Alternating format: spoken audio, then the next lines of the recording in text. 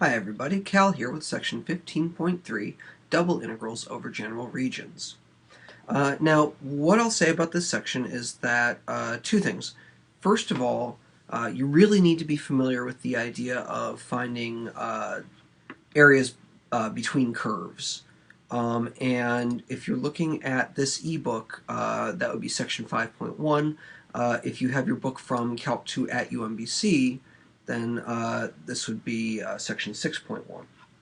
And you're really going to want to be familiar with that section, areas between curves, in order to understand what's going on in this section. Now, the way your book presents the beginning of this section, double integrals over general regions, is kind of confusing. I'm not going to say don't read it, but you're not going to engage with the material the way the book is presenting here. Unless you're a mathematician and you're going to be doing proofs about double integrals in formal situations, this is not how you're going to handle double integrals. So I'm going to say just gloss over or skip over page 1012, most of page 1013. Now, the thing to take out of page 1013 is this idea of a plane region being of type 1. If for each x, y is running between some function of x and some other function of x. So all these regions pictured here in the middle of the page in figure 5 are type 1. Now, I'm never going to use the language type 1. I'm just going to say this is something where we want to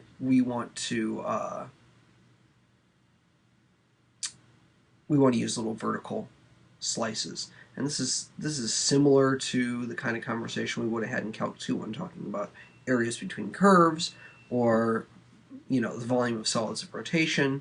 It's the same kind of decision that you're making there.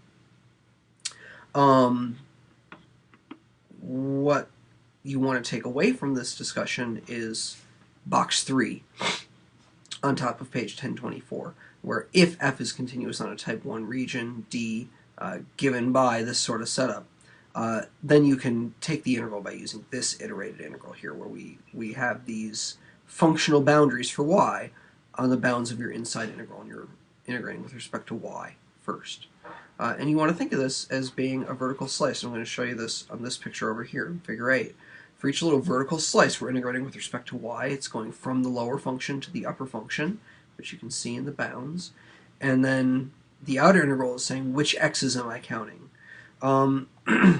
So example 1 gives a great treatment of how that works, and you really want to make sure you understand what is happening in example 1.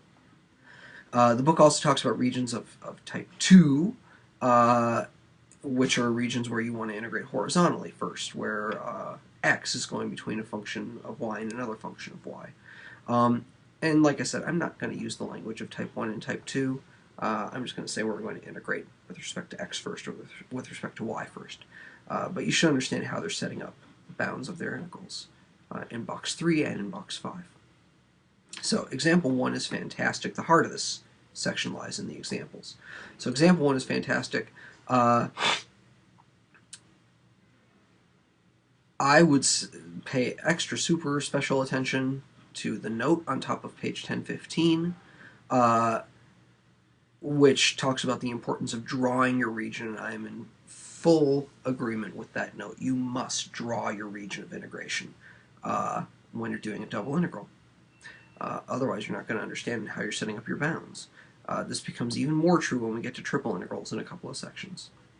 Anyway, example 2 is still great, and again, make sure you look at the drawing. This is a region that you can do both ways, but you should understand how they're doing it both ways. And example 3, again, is pretty great. Example 4 shows the importance of drawing even in 3D. I really like this example. It's a fantastic example. And example 5 is a cool one. It talks about where we can try to make our integral easier to deal with, or possible to deal with, by switching the order of integration. And so I really like example 5. After that, we get into properties of double integrals. I'm less keen on these than I was on the examples. And the properties of double integrals are all things that we would expect from properties of normal integrals, single integrals. The ones that I'll point out are property 9 over here. Property 10 comes up, I suppose. And, 8 and 11, those come up, but not too terribly often. And example 6 is an example of property 11. But for me, the meat of this section is examples 1 through 5. So I would spend a lot of time on those.